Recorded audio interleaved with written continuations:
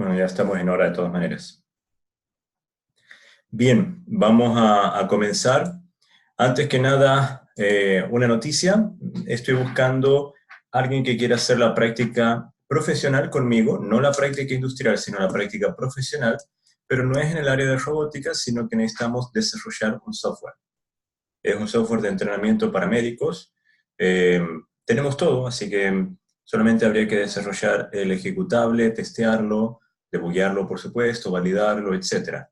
Pero el que quiera hacer la práctica, o sepan de alguien que quiera hacer una práctica profesional conmigo, más que bienvenido. No sé si saben ustedes, pero una de las dos prácticas la pueden hacer dentro de la universidad. Y en este caso, al hacerla conmigo, para el que quiera, por supuesto, la estaría haciendo dentro del AC3G. Lo que estoy pagando de prácticas es poco, en realidad son 150.000 brutos mensual. Eso. Bien, vamos a comenzar, o si saben de alguien le avisan, por favor. Vamos a comenzar con la clase de hoy.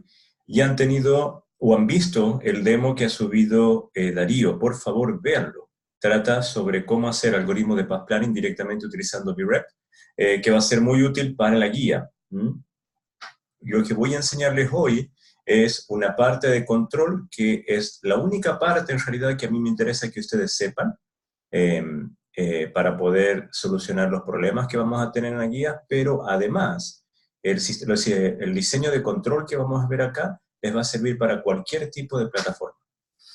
Es una técnica que desarrollé con un colega hace mucho tiempo, está publicada por el que quiera ver el trabajo, y mi colega siguió trabajando en ello. Hay toda una teoría, es un control algebraico de robots. Entonces vamos a comenzar con lo que tengo para hoy. La parte Path Planning yo ya no vuelvo, es una parte relativamente simple, como les dije en su momento, está más asociado a todo lo que es la parte de Computer Science, ¿sí? Entonces, por eso mismo, yo no la abarco tanto, les doy los lineamientos generales y con eso considero que es suficiente para que ustedes estudien y apliquen eh, estrategias de path planning. Tienen el libro además por cualquier cosa y, por supuesto, cualquier cosa que necesiten, no duden en consultarme a mí, verlo a Darío, lo que requieran. Por cierto, van a volver con Darío, creo ya, la próxima semana para un par de casos de estudio. Vamos a ver entonces lo correspondiente a sistemas de control. Sistemas de control, chicos, es básicamente una de las últimas tópicos de estudio que vamos a tener. Luego pasamos a sensor y sensado. Y por último, todas las estrategias de navegación con los diferentes casos de estudio. ¿De qué consiste o en qué consiste entonces el sistema de control? Lo que queremos, chicos, es generar las velocidades. Vamos a trabajar siempre dentro del modelo cinemático. Queremos generar las velocidades que provoquen el movimiento del robot. Eso, al final de cuentas, es un sistema de control, al menos en el modelo cinemático de cualquier planta. Generar las velocidades que provoquen el movimiento. Si estuviéramos trabajando con el modelo dinámico, entonces debiésemos generar las aceleraciones. Recuerden lo que habíamos visto en clase, las diferencias fundamentales. Modelo dinámico trabaja con la segunda derivada, modelo cinemático trabaja con la primera derivada de la posición. Entonces, con el sistema de control que vamos a generar acá, lo que queremos lograr es obtener las señales de control que provoquen el movimiento. Para eso vamos a aplicar lo que ya sabemos de path planning. Por eso es que le tengo esta grafiquita acá, donde dice un punto inicial o pose inicial y un punto final o pose final. La diferencia entre decirle un punto o pose tiene que ver con el espacio de las configuraciones. Cuando decimos un punto de inicio, es simplemente coordenadas en el plano XY. Lo mismo para punto fin, es coordenadas en el plano XY. Y no nos importa la orientación que tenga el robot. Por ejemplo, esto nos podría servir, hablar de punto de inicio y punto final, cuando trabajamos con robots del tipo orgonómicos u omnidireccionales. Cuando trabajamos con robots tipo uniciclo, car-like, etc., nos interesa conocer, aparte del punto de inicio, la orientación inicial que éste tiene, como también cuando llegamos al punto final, con qué orientación llegamos. Entonces, fíjense que entre ambos puntos tenemos un camino, no importa cómo lo encontramos, no importa cómo lo trazamos. Es un camino que sabemos que es cinemáticamente compatible con el robot. Entonces, el camino pertenece al espacio de las configuraciones del robot, como así también el punto de inicio y punto final pertenecen al espacio de las configuraciones del robot.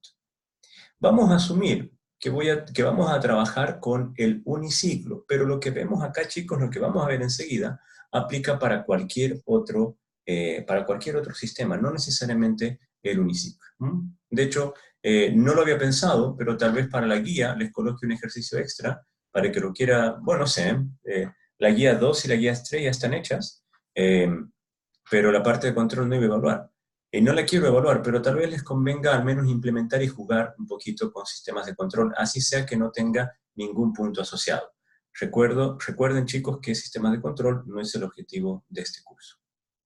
Bien, dicho eso, fíjense, el objetivo es bien simple. Nosotros tenemos la pose actual del robot, que es este círculo, supongamos. Fíjense, este es el camino, hacemos un zoom out y tenemos estos puntos. Una cosa a tener en cuenta es que el camino que hemos generado acá, si bien es un camino cinemáticamente compatible, en el espacio continuo puede ser un camino continuo, pero nuestro robot, todos nuestros sistemas computacionales pertenecen al espacio discreto. Entonces también vamos a discretizar nuestro camino. Y el camino lo vamos a discretizar en estos puntos de una distancia definida previamente. Por ejemplo, una buena estrategia es definir la distancia entre puntos 10 veces más pequeña que el tamaño del robot. Por ejemplo, si nuestro robot tiene 1 metro de longitud, podríamos definir que la distancia entre puntos es de 10 centímetros, pero esta es una técnica de diseño. Intentar siempre que los puntos, al menos 2 puntos, estén debajo del chasis del robot. Entonces, con esto nosotros tenemos que el camino está discretizado en una serie de puntos. Esa serie de puntos o cantidad de puntos es finita, no es infinita. Y el robot en un instante dado está en alguno de esos puntos. Supongamos que está en este punto. Entonces el problema de control es, estando en este punto y teniendo esta orientación que marca la flecha, ¿cuáles son las señales de control que me van a llevar de este punto que está acá al siguiente punto que está acá? Y también, estando en este punto, cuáles son las señales de control que me van a llevar a este, y luego a este, y así sucesivamente. Entonces, las señales de control son generadas básicamente por cada tiempo de sampling. Esto es lo interesante. Por eso les decía que la distancia entre puntos debía ser pequeña. Las señales de control entre punto y punto son generadas por cada tiempo de sampling, y lo hacemos de la siguiente manera. Fíjense acá, tenemos el modelo discretizado del uniciclo, donde T sub K es el tiempo de sampling. Lo que estamos asumiendo acá para generar nuestras señales de control es lo siguiente. Asuman que el robot en el instante K se encuentra en esta pose X, Y y θ. Esta es la pose del robot en el instante K. Lo que les pido a continuación es que asuman que este es el modelo discretizado de Euler. Lo que tenemos a la izquierda del signo igual, a la izquierda, los miembros de la izquierda, fíjense, sería la pose en el instante K más 1. Lo que yo les invito es a pensar que lo que tenemos en el instante K es la pose actual. Lo que tenemos en el instante K más 1 es la pose, pero deseada. Y entonces, utilizar el propio modelo discretizado para generar señales de control. ¿Cómo lo vamos a hacer? Bien, aquí lo tenemos dividido en vectores y matrices. Este es el mismo modelo discretizado del uniciclo.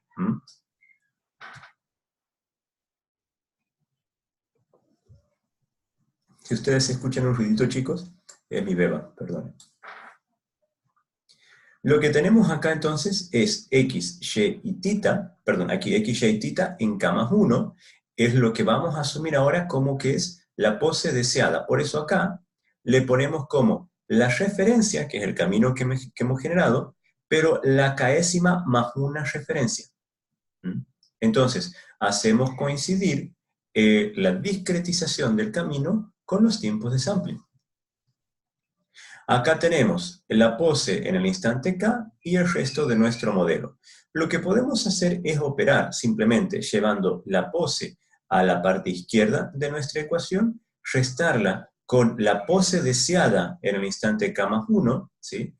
Esta matriz que tenemos acá no es invertible, pero podemos encontrar su pseudo inversa, que le vamos a llamar J más. Y entonces, si llevamos t sub k al lado izquierdo y la pseudo inversa de este también al lado izquierdo, nos queda una expresión de esta naturaleza, fíjense, 1 sobre t sub k, donde sabemos que t sub k es diferente de 0, la pseudo inversa de la matriz de transformación, en este caso la que tenemos acá, y la resta entre la pose deseada y la pose actual, la pose deseada en el instante k más 1 y la pose actual del robot. Y eso nos da las señales de control en el instante k. Lo que hemos hecho, chicos, es encontrar las señales de control en el instante k para que el robot se mueva desde la pose actual a la pose siguiente en nuestro planificador de caminos. Una cosa que no salta a la vista en esta ecuación. Este es el sistema de control, es así de simple. Una cosa que no salta a la vista, chicos, es que las velocidades que se generan, fíjense, son directamente proporcionales a esta diferencia que está acá. Por eso les decía yo que la distancia entre los puntos de mi camino, de nuestro camino, tienen que ser chicas. Fíjense, la diferencia entre el vector deseado en k más 1 y la pose actual del robot, si esta diferencia es grande, las señales de control son grandes. Y esto puede provocar, al final de cuentas, que se genere una saturación en los actuadores. Por ejemplo, podría ser que la distancia sea tan grande que la velocidad tangencial o lineal que le estamos dando al vehículo sea, por ejemplo, de 1 metro por segundo. Esa velocidad, en este caso, es una velocidad de saturación en el Pioneer 3AT, que es el robot rojo que tenemos en el laboratorio. Nos podría dar también una velocidad angular, por ejemplo, de 2 pi por segundo, que también es una velocidad de saturación en el Pioneer 3AT y también en el Husky, que es el nuevo robot que adquirimos, que luego se los voy a mostrar también vía Zoom. Cuando estemos haciendo pruebas, lo vamos a hacer pruebas en este horario para que ustedes vean cómo funciona. Bien, con eso, fíjense, tenemos ya desarrollado nuestro controlador. Tengamos presente, por favor, que la diferencia esta tiene que ser pequeña, de tal manera de que no sature las señales de control del robot. Esto es lo que ustedes van a implementar, chicos. Fíjense que es excesivamente simple. De hecho, con el tutorial que ya dejó Darío, yo los invito a que ustedes implementen, generen un camino, cualquiera sea, y generen luego las señales de control que conduzcan al robot por ese camino que ustedes generaron. Fíjense que trabajar con sistemas de control en robótica no es tan complicado, uno lo puede hacer tan complicado como quiera. Pero generalmente cuando trabajamos con la parte cinemática, queda bastante simple, de hecho. Podemos trabajar con sistemas de control como el que les muestro acá, podemos aplicar técnicas de Lyapunov, PID, lo que ustedes quieran. ¿Dudas?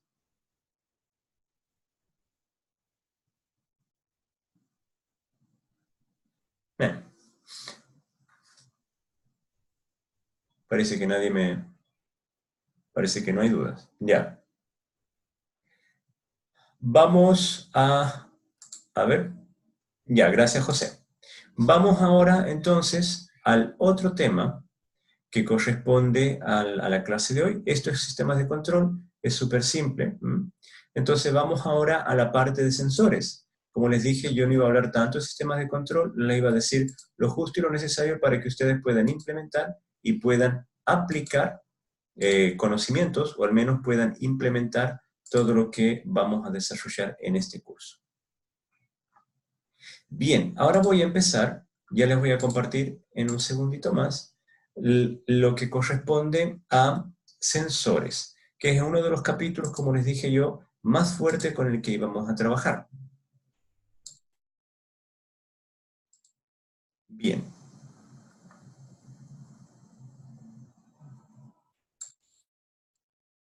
Sí, este es. Entonces, vamos a comenzar con sensores. La parte que voy a introducir acá, chicos, es bien light, por decirlo de alguna manera, porque el fuerte lo quiero hacer también en el laboratorio, mostrándole el equipamiento, aunque sea vía Zoom.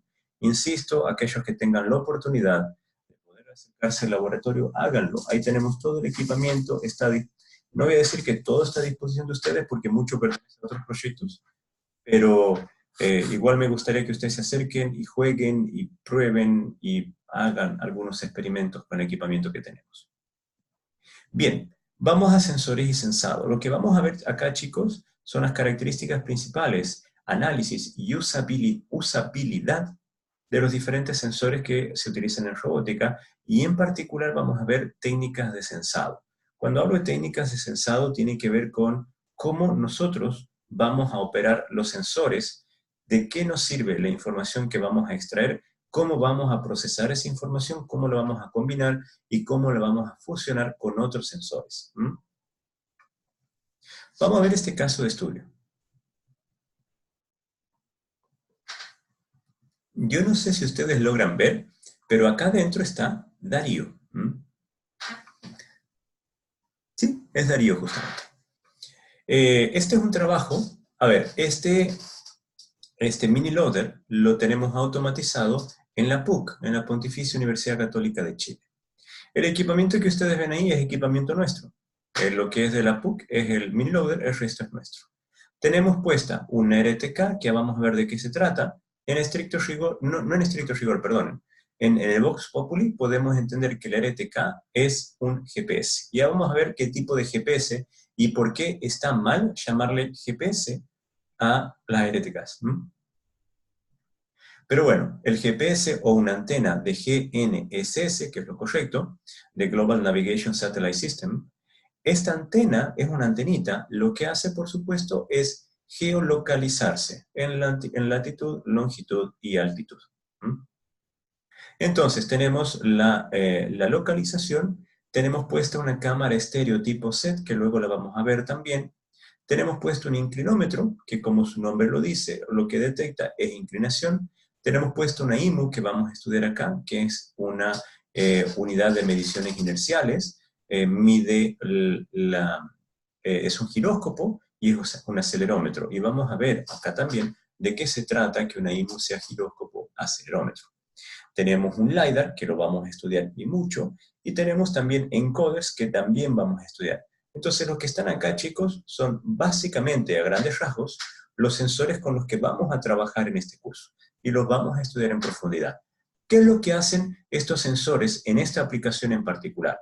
Fíjense que tenemos el hardware, nuestro actuador, que es el mini loader.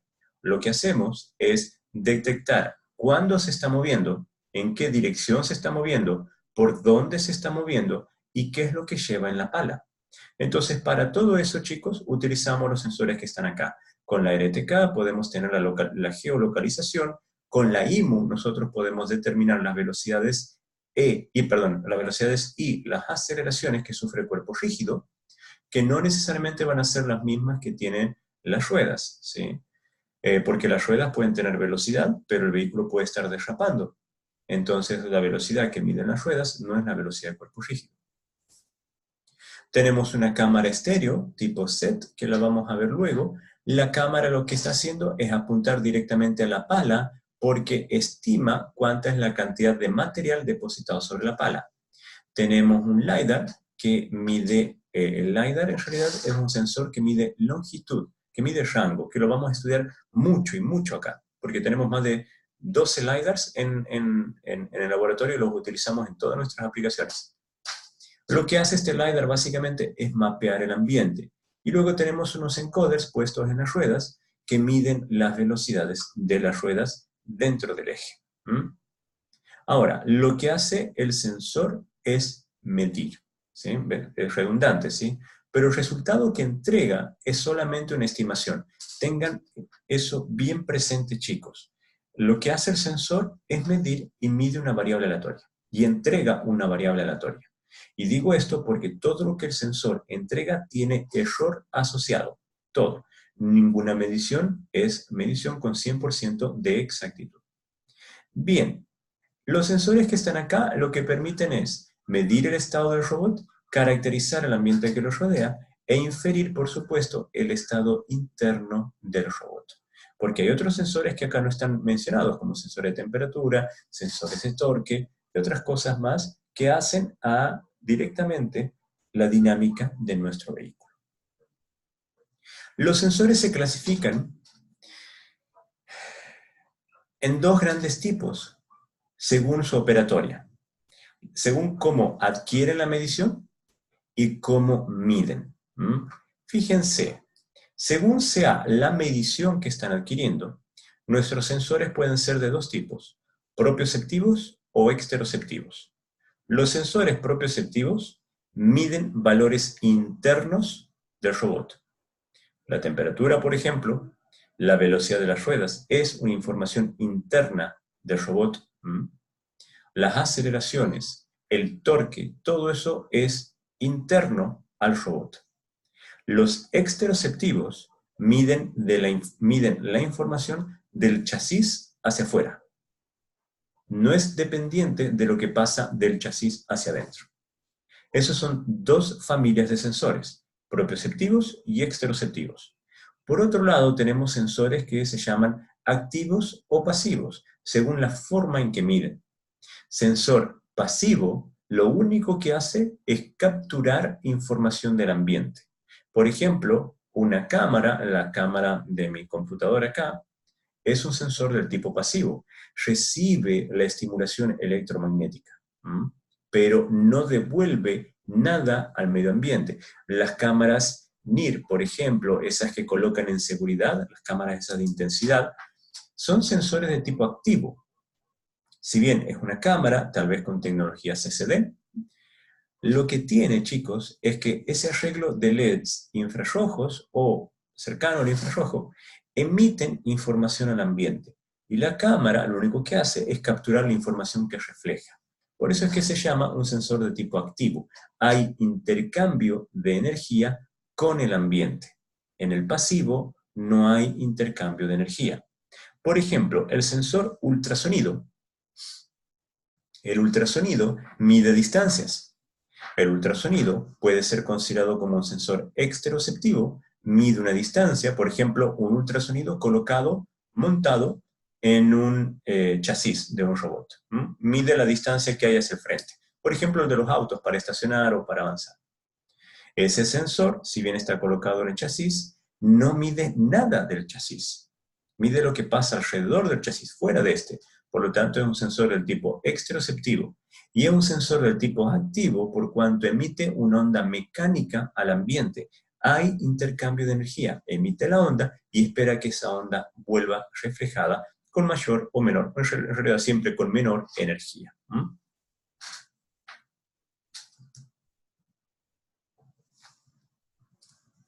Bien, entonces, tenemos los sensores pueden ser propioceptivos o exteroceptivos y activos o pasivos. Son dos grandes familias. Ahora, lo importante acá es que un sensor no es alguno de estos cuatro. Un sensor es propioceptivo o exteroceptivo, por un lado, y activo o pasivo por el otro, donde el O es excluyente. De esta manera, bueno, ahí tiene una explicación un poquito más, más didáctica, ¿sí? Lo que hacen nuestros sensores, no se olviden, es medir parámetros que son de interés. Aquí voy a pasarme un poco rápido, es lo que acabo de decir. Chicos, los sensores que coloquemos en un robot tienen que estar orientados a la actividad que queremos hacer. Si nuestro robot va a simplemente navegar utilizando el algoritmo de BAC tipo 1, pongámosles un sensor táctil. Un táctil nada más. Este tipo de sensor lo podemos considerar como un sensor pasivo, por cuanto es solamente resistivo, no consideramos que el contacto sea un intercambio de energía per se. Hay un intercambio de energía, por supuesto, pero no lo podemos despreciar, sino que el sensor mismo es resistivo y lo que mide es el cambio de esta resistencia. Entonces, No le vamos a colocar un LiDAR, no le vamos a colocar ultrasonido, no le vamos a colocar un GPS. Entonces, la sensorización del robot está intrínsecamente relacionada con la tarea que va a hacer el robot. Pero sin embargo, chicos, si queremos tener un robot que sea universal, multiuso, bueno, sí, hay que prepararlo bajo ciertos estándares que de a poco lo vamos a ir hablando acá en el curso. Acá tenemos una clasificación bien general de los tipos de sensores, al menos los sensores que más vamos a utilizar y más vamos a estudiar en este curso. Los sensores táctiles, que les dije, lo podemos tener como propioceptivo o esteroceptivo, pasivo o activo, ¿sí? Es un sensor pasivo, por lo que es simplemente resistivo, y es esteroceptivo porque depende de lo que haya en el ambiente para medir algo, no depende del robot, de lo que suceda con el robot. Vamos a hablar ahora de los sensores que colocamos en las ruedas. Así como los vehículos, los autos, hay tacómetros, en los robots le colocamos en los ejes de los motores, de los rotores, una cuestión que se conoce como encoder, ¿sí? Estos encoders, que pueden ser tipo inductivo, capacitivo, óptico o bien potenciómetros, lo que hacen es medir la cantidad de vueltas que da el motor. Entonces, bueno, dependiendo también del tipo de motor, si es motor paso a paso, en realidad contamos los pasos nada más, pero por lo general en los servos, en motores de continua, inclusive los de alterna, le colocamos encoders. Estos encoders, chicos, usualmente van al motor. Pero también podemos encontrar, y esto me hubiera gustado de hecho mostrarles, tenemos encoders que colocamos directamente en las ruedas, que es el caso que hicimos con el vehículo Twizy, el que automatizamos en el AC3G. De hecho, yo les puedo mostrar una foto de última. Les voy a buscar una foto y se las voy a mandar. Entonces tenemos los encoders que colocamos para leer la velocidad angular de las ruedas, son sensores del tipo propioceptivos, ¿sí? Siempre los encoders van a ser propioceptivos, miden las velocidades de las ruedas. Ya vimos, por el modelo cinemático, que las velocidades de las ruedas luego contribuyen al modelo cinemático del robot. Y son sensores, al menos el encoder inductivo, capacitivo óptico, se consideran como sensores activos. Hay un intercambio de energía. Mientras que los potenciómetros, al ser puramente resistivos, se los considera el tipo pasivo solamente. Sensores de orientación. Los sensores de orientación, chicos, nos ayudan mucho para ese tercer grado de libertad que tenemos en el robot, el TITA. Los más comunes son los compás. El compás, chicos, no es otra cosa que la brújula. Y tenemos brújulas por todos lados, en realidad. La brújula es un sensor del tipo exteroceptivo, y es del tipo exteroceptivo porque, si bien es la orientación del chasis, lo que la brújula o compás está midiendo es el polo norte o el polo sur, según como lo quieran diseñar. Entonces, no depende de algo del robot, depende de dónde esté el polo norte, digamos. Entonces, por eso se considera que es un sensor exteroceptivo y es un sensor de tipo pasivo porque solamente recibe información del campo magnético terrestre, no vierte información al campo magnético terrestre. Giróscopos que los vamos a estudiar están dentro de las GIMUS, son MEMS, que son estos chips con dispositivos electromecánicos. Se los considera del tipo propioceptivos por cuanto, giróscopo es velocidad angular, ¿sí? Miden velocidades angulares, en este caso del cuerpo rígido, y son del tipo pasivos también porque no intercambian energía con el ambiente.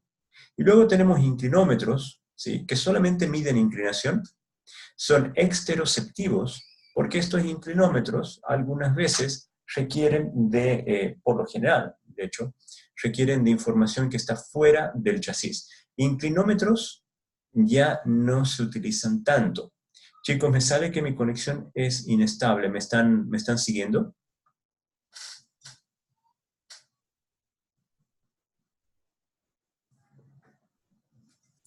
A ver.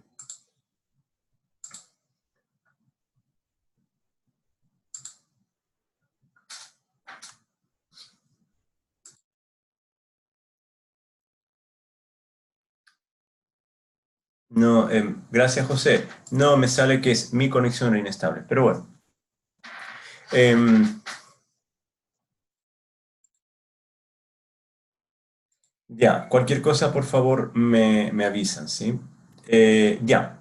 Entonces, lo que tenemos acá, estamos hablando de los inclinómetros, nos permiten sencillamente determinar la inclinación. Lo que sucede, chicos, es que los inclinómetros están cada vez más reemplazados por los compás.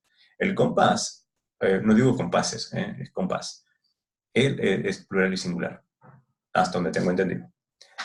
Los inclinómetros, a ver, el compás, perdón, los giróscopos nos dan las velocidades angulares. Si nosotros integramos una vez, nos va a dar las inclinaciones. Entonces, los inclinómetros ya están en desuso, se utilizan mucho más los giróscopos, porque giróscopos son mucho más baratos, las IMU son relativamente baratas, y podemos integrar una vez y tenemos la inclinación en los tres ejes, en los tres ángulos sólidos.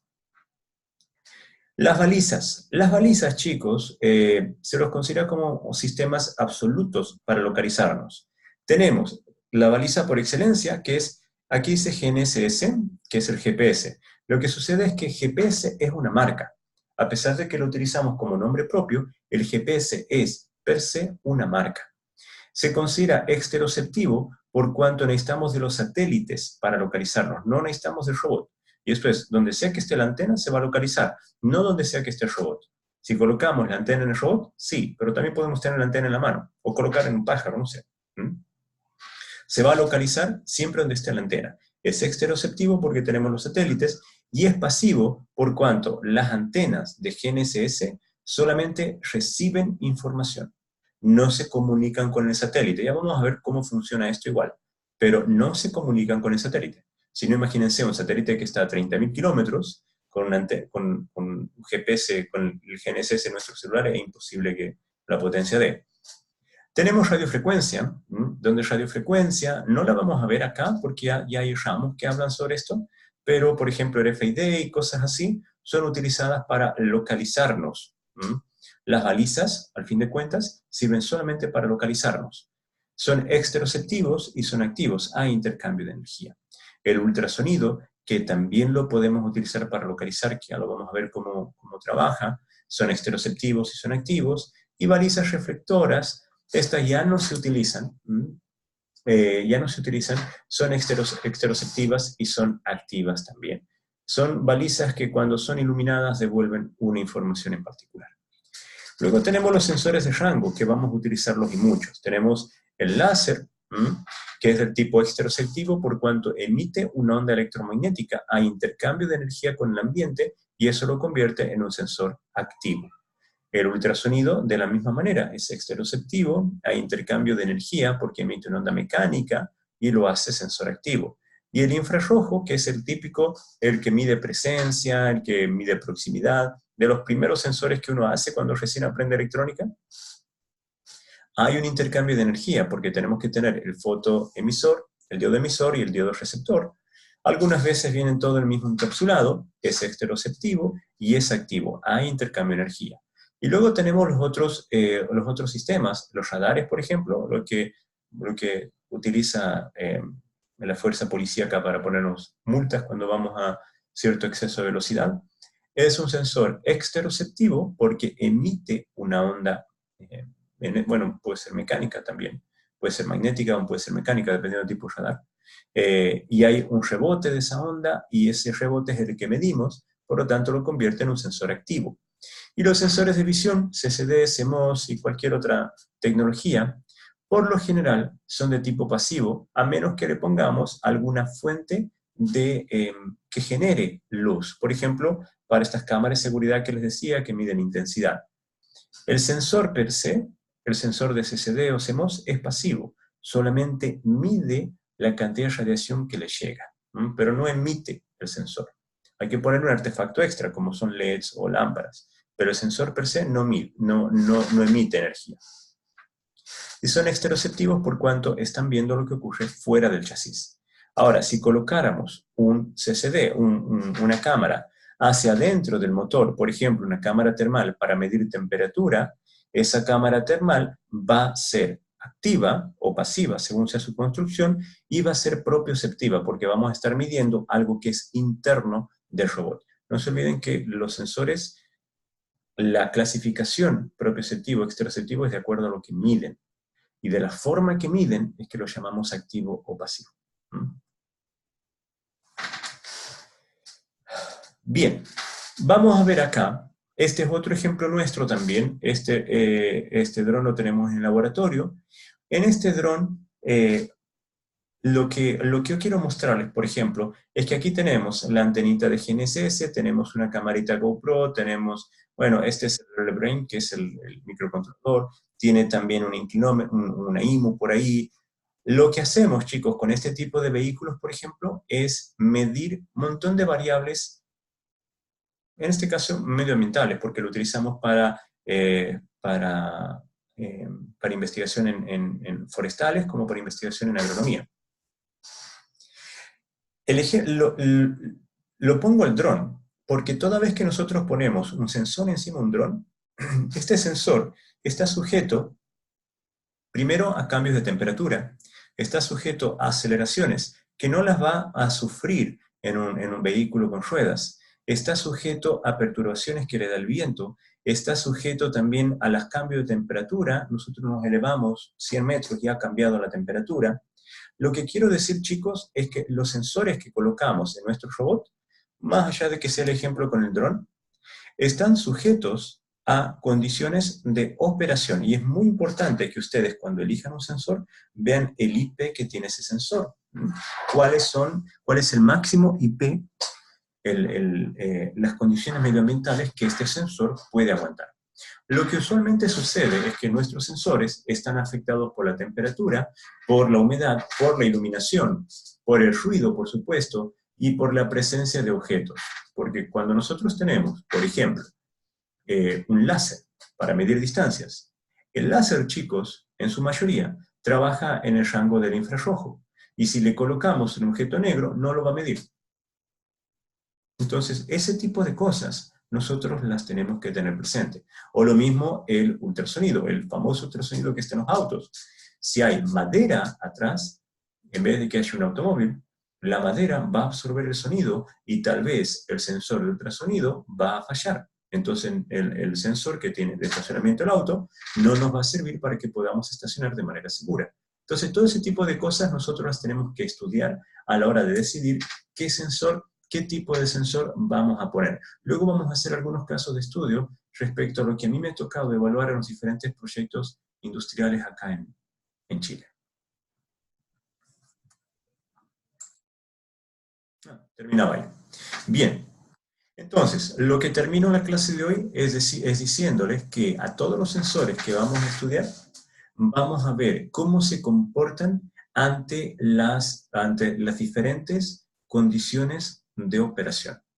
Cuando ustedes compran un sensor, usualmente lo que les va a vender el fabricante es qué sucede a la máxima temperatura, qué sucede a la mínima temperatura, qué sucede a la máxima humedad, a la mínima humedad, pero nunca les va a decir, por ejemplo, qué sucede a la máxima temperatura cuando hay máxima humedad, cuando hay máxima corriente, cuando hay máxima velocidad, o cuando hay todos los mínimos. Entonces, ese tipo de cosas es algo que nosotros definitivamente vamos a tener que prestar atención.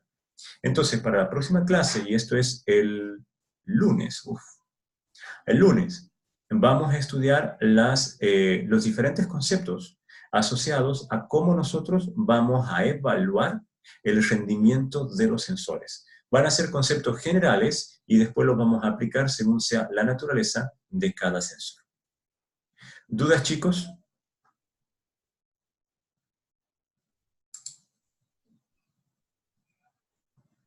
José, Matías, los únicos dos valientes que han venido a la clase.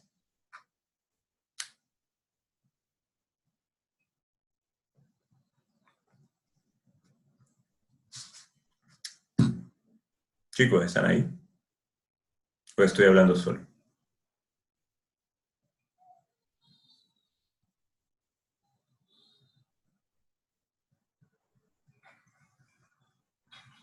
Ya. Entonces lo que les decía es, ¿tienen dudas? Terminamos hasta acá.